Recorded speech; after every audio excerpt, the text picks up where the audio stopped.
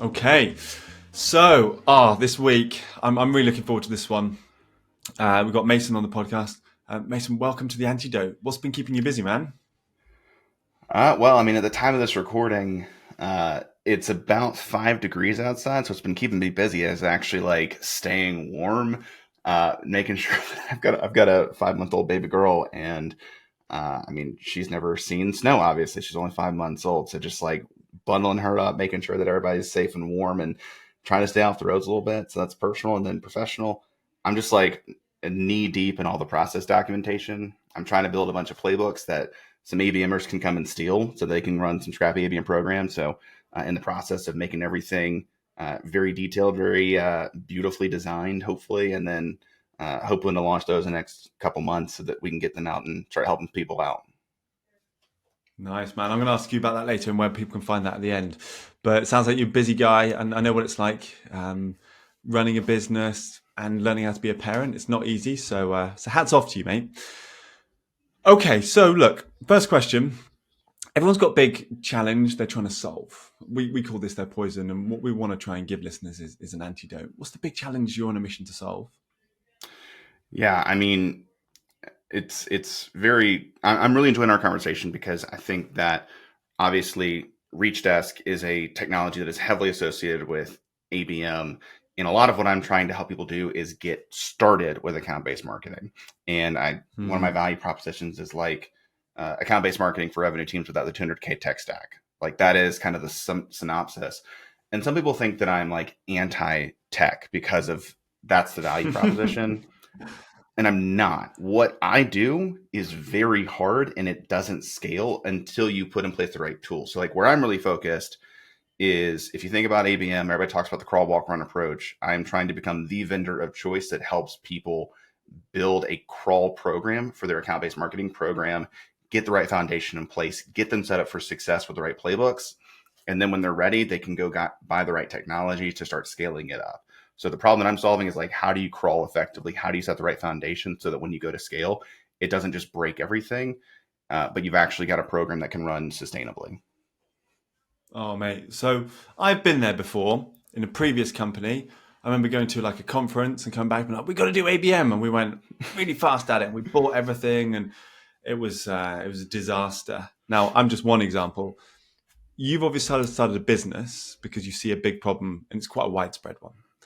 Why do we end up in this situation? Like, why do we get to a point where everyone's trying to go buying loads of stuff, over investing before the process is even built out? Yeah, I mean, and you experience this. I'm fairly confident as people are coming to buy Reach Desk to some extent of, ABM is one of the only marketing strategies that I know of where people use the exact language of I need to go buy ABM. So they think that if they buy this technology, it's going to be this silver bullet that, again, we buy it, we put it in place, we just press go, and then suddenly we've got great pipeline with our best fit customers that are just dying to buy from us. Like nobody says they're going to go buy inbound. That I'm not going to go buy outbound. Like that's not a thing that we talk about, but I have heard verbatim, I'm going to buy ABM. And I think again, in large part, it's been marketed as a silver bullet solution. So again, we buy the technology, we set it up, we press go, we're good to go. And the reality is most people didn't have the right foundations. And what I've actually really appreciated about a lot of ABM tech vendors as of late, like my third largest lead source is actually tech vendors that have clients that are coming through the sales process and aren't ready. I think there's been recognition from a lot of our tech vendors that are at that scale stage of like, you're not ready for ABM. Like, let's pass you to somebody that can get you set up. So I think we're going to see less and less of it, but that doesn't solve by people not buying the technology in the first place. They haven't solved the core challenge, which is I don't have the right foundation. I don't have the right people. I don't have the right processes. I've got to figure out the fundamentals of ABM before I can scale it out. Okay. All right. So let's talk about Scrappy ABM, the business that you have essentially founded, right? What are the big things that you're talking to companies at the beginning? It sounds like you're really focusing on the process. Do you have playbooks mapped out? Do you see common things that companies are doing, and you're like, oh, this is actually quite easy? I'm not asking you to give everyone listening your playbooks because I want them to come to I you. will. But like, what do you think, man? So the core challenge for so many of these organizations is the classic case of sales and marketing alignment. And I don't want to harp too long on that because I feel like everybody talks about it. But again, if you look at the data driven reasons for why ABM fails, the number one reason is that sales and marketing aren't aligned. So again, marketing thinks about building this ABM program. They go spend 3, 4, 5 months developing all of the operations around it. They develop the content. They build all the tracking and they build the campaign in their MarTech stack. And then they go to sales and they're like, hey, we want to launch an ABM program. Like, are you guys bought in? They're like, what are you talking? Like, I've got other stuff that I'm doing. I'm busy. And depending on your marketing team and your marketing program, they may not have delivered significant pipeline previously. So again, if you're asking sales to now take time away from their day that they have repeatable processes that they're using, that they have full control over, you're asking your sales team to give up a little bit of their control to partner with marketing to then actually go build a true ABM program. So again, where I'm seeing a lot of companies struggle is that specific handoff. So a lot of what we do to get a company started, it's literally a 30-day project, is just what I call sales activation plays. And it's very simple. It's what is a trigger that is a repeatable trigger that we can then automate the segmentation of a specific list for all of our individual sellers. And then how do we have our sales team actually activate to go outbound based on that trigger? And my goal is that the trigger is so much of a no-brainer that sales is like, yeah, if you give me that list, I'll go after them. So like a couple of the quick examples that everybody knows about, but like somebody that's viewed your product pages and your pricing page and your schedule a call page. Like if they view those pages on your website, they are likely somebody that would be a good fit, that would be somebody that is open to having a conversation with sales. They just didn't book in the first place. So like, how do you segment that list so that your sales team can go after them on a weekly basis? Another one is missed meetings. So somebody books a call.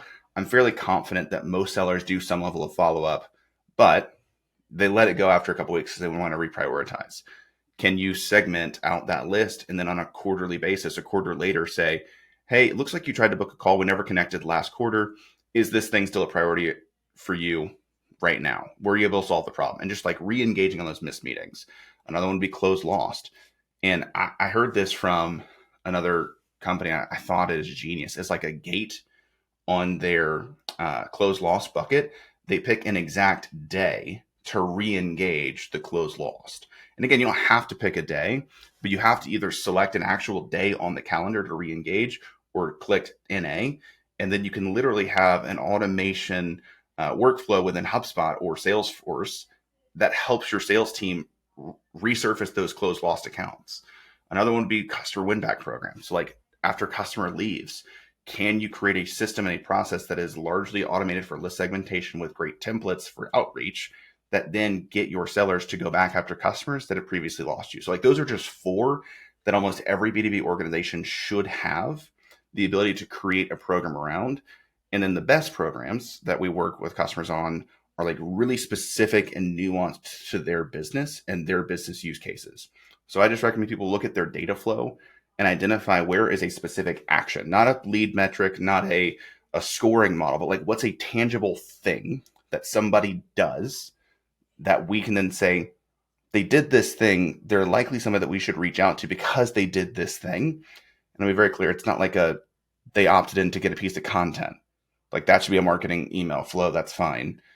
But like, what is the tangible action that somebody did that then indicates to us they are actually likely interested in having a conversation? Can we reach out to be helpful and support them into actually booking that call?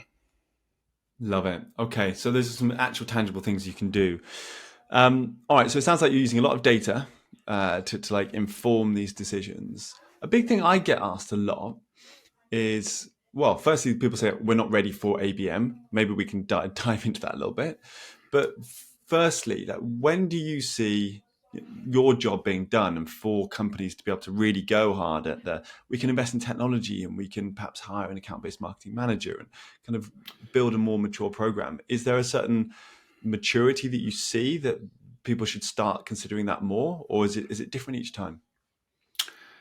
I would say there's a couple of nuances to this. So I'll start with the blanket answer of I think that most vertical SaaS companies should likely be running an account-based marketing program because I've talked with companies, like I've got a client right now that serves the mortgage space, and they only provide a specific technology for mortgage lenders.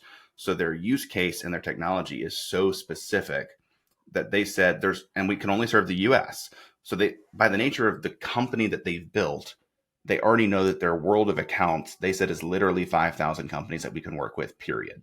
Now there's multiple divisions within those companies, but like we know the world of accounts that we can actually serve 5,000. We should probably be running some form of an account-based marketing strategy. Like that is a reasonable number of accounts that we could go after.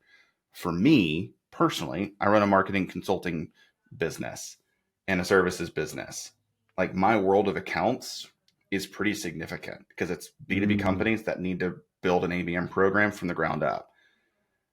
I am not industry specific, and spoiler alert, I don't even run ABM for myself because I don't think I'm at the appropriate stage to run ABM, because I think that you need to have enough reps of customers that you've worked with to identify the specific industries and the specific sizes of companies that you work best with. So, like, I think if you are not a very specific use case product that serves a very specific uh, other kind of business, or that is in a regulated industry where by regulations you are limited to who you can serve, I think you should actually probably run more of a demand gen inbound marketing program to identify who are our best fit customers. And once you've identified your specific use case where you absolutely crush it for a specific industry, you build vertical specific ABM programs. So I really love to go after, again, verticals that we can then create all of our content that's like, this is our retail vertical program. This is our SaaS vertical program. And again, you then build the framework for how do we engage an industry? How do we engage a specific vertical? And I think you can do all of that either with an outsourced partner. You can get somebody, like at that stage, you'd either have an outsourced partner or you'd have an ABM manager. I don't think you have both. And from a tech perspective, I wouldn't go buy new tech unless there's a very specific point in your process in which there's a gap and it's like, we literally can't do this without it. So prime example would be data sources. Like it, there's a guy on my team that's our head of strategy and ops, and he gave me this quick framework for how to build an ABM program of data, distribution, destination. Like those are just the three things that you can think through. So like if you're building an ABM vertical specific program and you don't have the data source that allows you to engage that industry, that's going to be a non-starter for you. So you need to solve that or try to build a different kind of program. The distribution piece, you can largely do with a lot of your existing technology. So can you do email marketing? Can you do outbound sequencing? Can you run LinkedIn ads natively without buying additional piece of technology? And then the destination. So what's the content we're using? If you have a website, you've got destination nailed. So that's how I think through it. And then once you've built that first program, that again, very vertical specific, using your existing tech stack, you look at what was really time consuming, what was the most effective channels that we used. Uh, and from there, you can then say, as we go to build the next vertical specific ABM program, as we go build a larger, whatever you want to build next, which I would stay vertical specific for quite some time, you buy the technology that allows you to optimize the existing framework that you've built. So it's not saying, let's go buy the tech and figure out how to use it, which to be clear, I've had clients come inbound that said, we bought the full ABM tech stack saying we would figure out how to use it after we bought it. They weren't buying to solve a specific problem within their ABM program. They bought a silver bullet that didn't work.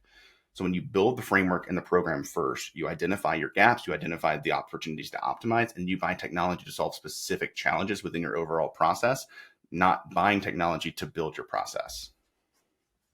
Love that. Yeah, look, I've been there, been burnt by it. I think I did the burning, maybe it's my fault. But I hear you get the process nailed down as best as possible and then really invest there.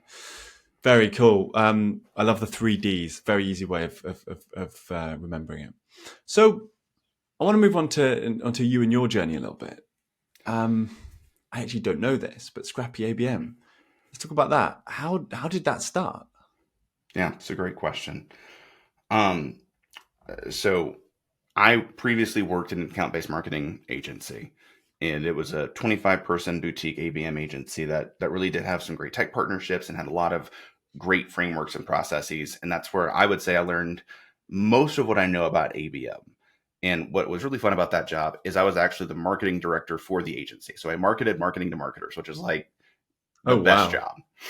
So Yeah. That sounds literally like a lot of my fun. job, it was so much fun. But my job was to learn ABM and then teach ABM so that when they started to try to build it on their own, they would realize how hard it was and they would come buy from us.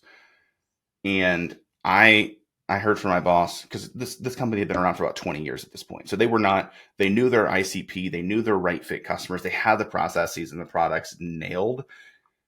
But what she said to me is, hey, Mason, I really need us to build an ABM program for ourselves so that we can go get the right fit customers. But you don't have an ABM platform.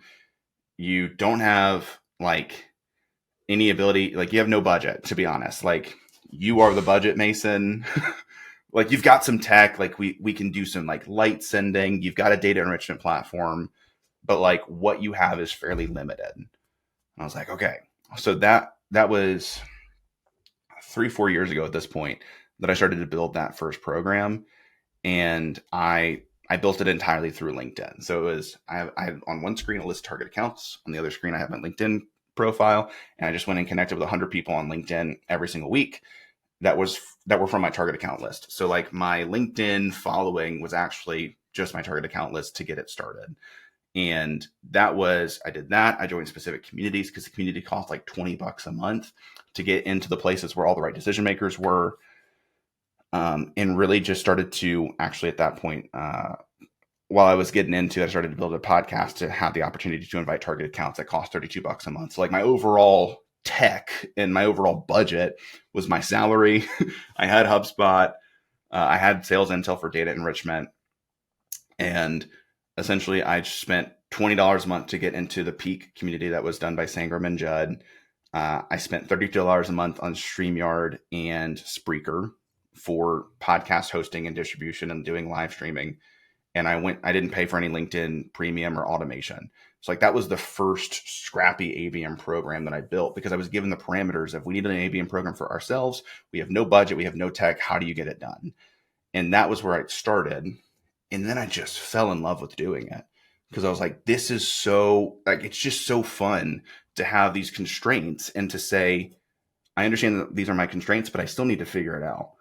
So from there, I just try to continue to iterate on like, how do you build out more Scrappy programs like this that don't require any additional budget, that don't require any additional technology, but still drive the results. And then fast forward a few years, I've worked in a couple companies since then. And people just kept coming back to me for that need of, hey, I really need some thoughts and advice. So I've been hopping on calls with people for 2 years, just giving away free advice.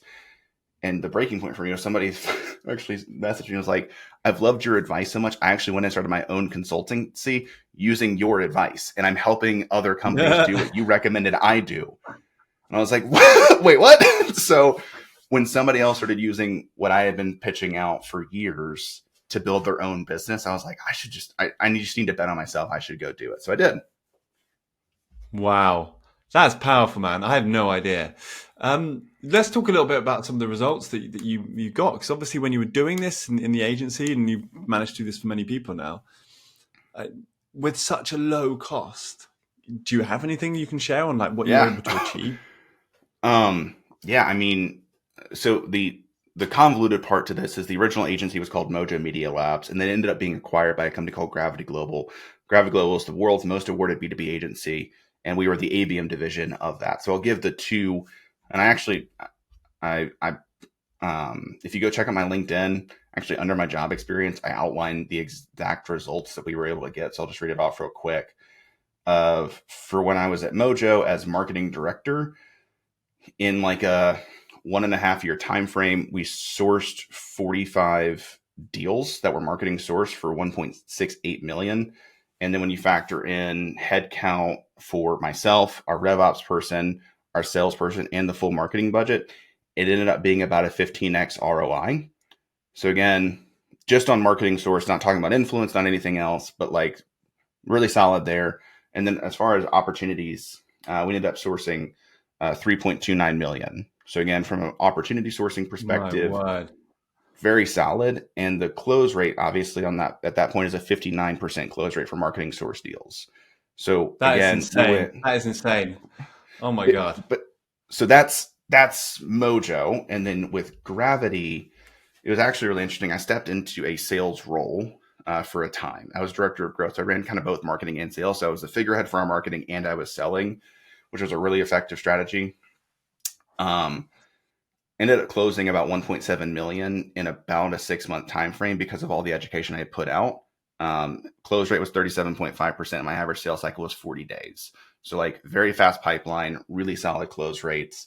So like if you can, in an environment where it makes sense, like I was the ICP that stepped into a sales role for a short period of time that then helped close those deals. So collectively, when you put all that together, it ends up being in like a 2-year time frame about $3 million that I personally sourced and delivered and had an overall 15x ROI on. So like that's the results that you can start to see.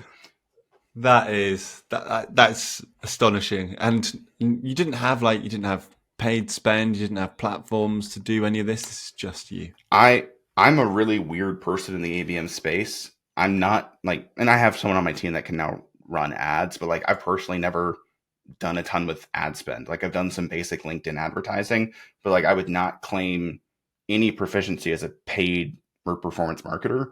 Like my whole focus, I actually came up as a content marketer. So my whole focus has been how do we create the right content that serves the audience?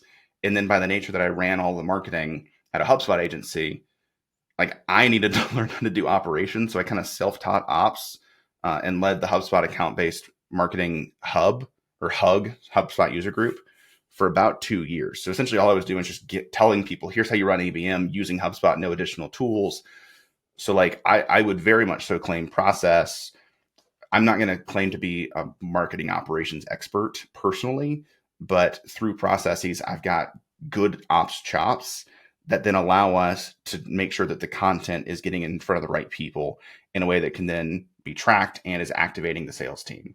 So again, when I say Scrappy, everything that I'm outlining doesn't require additional budget. It just requires time, a good process, good content, and an understanding of where your audience lives. Wow. Look, to be clear, we're not trying to say don't use a sixth sense or demand base. That they have, and all those lots of different tools, but they have their place. But it's pretty astonishing what you've been able to accomplish without needing a lot of that. I'm shocked in a pleasant way. So look, you've I, obviously worked very hard to get to where you are today. You're now running your own business. What did you have to do to get to where you are today? You've discussed a lot around like your journey and how you've gone through ABM, but people don't often see the hard side of what does it take to get to, I don't know, running your own business.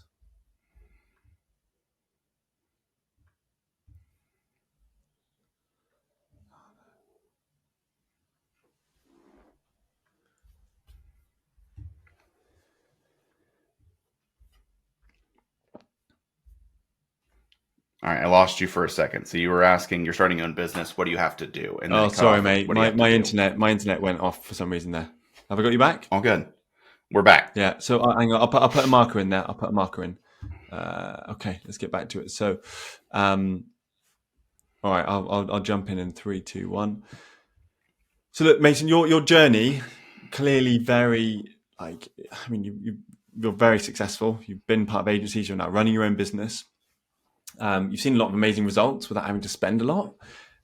Now, getting to where you've got to today, most people underestimate how hard it is. Like, what have you had to do? Like, what have you had to go through to get to where you are today? Talk to me about some of the harder things. I mean, for starters, I this is my first business that I've ever personally run. So I am personally working through the balance of business dollars should feel different than personal dollars because like right now, every dollar I generate at first felt like it was supposed to hit my own bank account when in reality I have to really think through it as just an allocation of resources. I remember I was listening to something from Alex Hermosi, and he said you can tell the kind of business leader you're speaking to based on the level at which they speak. And if they're speaking entirely in allocation of resources, they are truly at the level of enterprise leadership. So that's been a really hard thing for me personally, because I've tried to be very financially literate, and be wise with the money that I spend. But I'm also recognizing, like prime example, earlier today, I had a contractor. Earlier this week, I had a contractor, and I was keeping back some of the work so that I could quote unquote pay him for specific work. I was like, this is going to take me 15 hours of my life, and I only have so much time in my life. I can pay him literally $1,000 to get the work done. I still have a nice healthy profit margin for managing the relationship and managing him. Like, I don't need to touch the actual work itself. He's got great processes. He's better at it than I am because he does it all the time.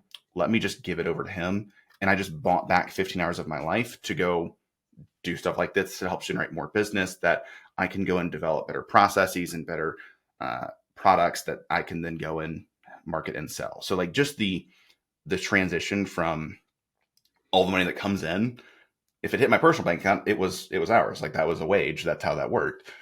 Now it's the appropriate allocation of resources. So that's been something that, and like really thinking through a lot on cash flow, I really want to do right by my contractors. So like, maybe I make this as a mistake, but I will often pay a contractor before I've been officially paid, because I've got the margin within my bank account to ensure that I maintain the relationship with the contractors. Because for me, my goal is, I don't want to lose any clients, but I recognize a client will likely stay with me for 2 years.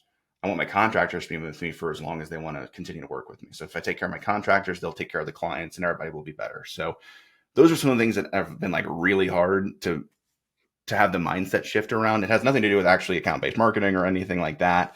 I'm familiar with the agency space. I've done this a couple times. The transition has been owning everything and cash flow management. And like I could do all of it, but it would take me 100 hours a week. And I have a 5-month-old that's really cute, and my wife wants some support actually raising our child. So it would be better to buy back time by outsourcing to contractors that can do some of the more time consuming things, and I can focus on the highest impact opportunities and also be present for my family.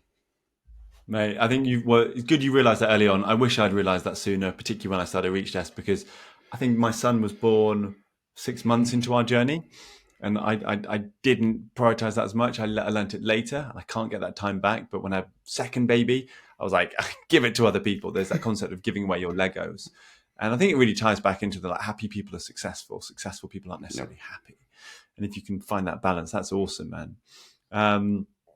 Love it. So it sounds like things are you're really learning how to run the business. Have there been any like moments where you're like, oh my god, this is way harder than I expected? Was it like a single moment that some people go through self-doubt or anything like that? Has that happened to you yet, or has it been pretty good cruising? Oh yeah. Yeah, no, that's definitely happened. Because there was one week, it was pretty early on. I had a client that, we were talking through a bunch of stuff, and they were like, we want to do 24 webinars. We want to do a podcast. We want your help putting on a virtual conference. And like, this was before Scrappy ABM was like formally launched publicly. So like those early stages, just like, if I can do it, I will take the contract, because I need the revenue to support the actual building of the inevitable business. So I put 150 grand in closed one based on everything that we had scoped out. And I sent over the first invoice, and he was like, I'm sorry, I don't know when I'll be able to pay this. I was like, what do you mean? Like, Wow. he's like, I have no money in our accounts. Like, I need some other things to close before I can pay you. And I was like, I cannot, this is too early for me to like make a bet like this and like just hope. So like, I went ahead and quote unquote fired the client.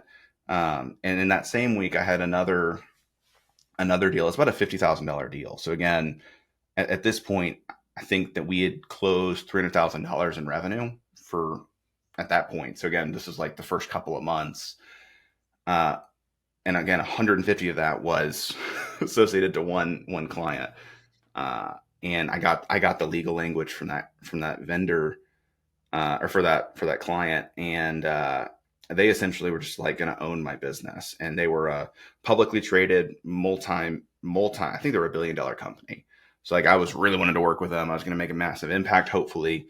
But when I looked at the legal language, I was like, I cannot be owned like this by one client at this stage. So in the same week, I had to unclose $150,000 I had earmarked, and I had to say no to a $50,000 contract that was already in like, we had already gone through like a lot of redlining, and I just kind of finally said, I can't be owned. I got to step away from this. So yeah, like 1 week, I thought I had 200 grand, and I suddenly didn't, and went back to like 150 and closed one. And luckily, those clients were really solid, and we had more behind it that inevitably closed a couple weeks later. So 6 weeks later, I was back up to 300 grand. But yeah, that was a week where I was like, should I just go like back in house and get a job? And my wife was like, no, you won't. I hate it. Like, Oh, those but don't get me moments, wrong, man. like this is But like, hard, I but suppose I'm laughing in a sense because I know what that feels like. I've been there. I know lots of people that have made it to that point and have thrown in the towel. How do you yeah. keep going through those moments? Like, what was it that was like? You're still going now. You're very successful. Yeah. How did you keep going? For starters, I would not yet claim very successful. I think I've got a long road ahead. I think for where I am, I've enjoyed what I've done so far. But I mean, let's call it what it is. I'm like 7 months into this thing as a full time gig. I've got a long, long, long road before I would even ever claim true success. Um, and the second side of it is, I I firmly believe in the problem that we're solving, and there was like, when I work with the right kinds of clients. I mean, I have a client that I can tangibly say in 6 months we generated them $800,000 in revenue, just very tangibly. I know that, and it's through podcasting. So like, I helped them sell their podcast sponsorships. We sold like we not 800. Sorry, it was $400,000. I don't know why I doubled that in my mind. $400,000 in sponsorships. It'd be amazing if it was 800. And he said, yeah, my business is also getting new clients. It's like, I don't know the exact revenue on those new clients, but I can say 6 months we've been doing podcasting. They generated $400,000 in revenue. Plus, it's become a new business engine for his business. Those are the right kinds of clients. It's like, I know the problems we're solving are very viable. They change the lives of the clients that we work with. And the other thing is just like, the contractors that I have come from really hard work environments where they weren't appreciated. So like, I get to build a business in which we solve a very viable problem that helps a lot of people. And I get to create an environment in which my team members can thrive because they're appreciated for the value that they bring. And I also just see the long-term benefit of this. Like, I'm not making a ton of money right now. I'm like very intentionally keeping our expenses low to keep as much cash in the business.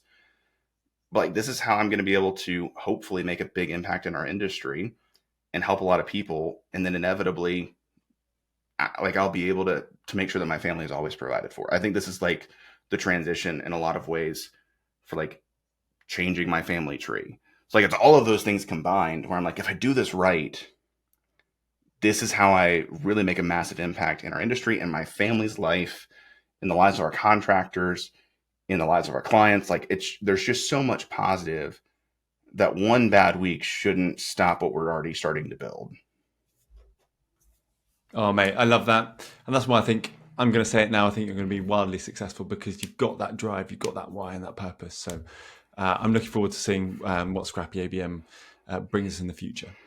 Sure Okay, hope mate. so. Well, look, let's see, is what I've always said. We're at the quickfire round. So this is real quick. And then I'm going to ask you for a final piece of advice for those listening. But I always ask the same question. If you could have a drink with anyone in the world, who would it be and why?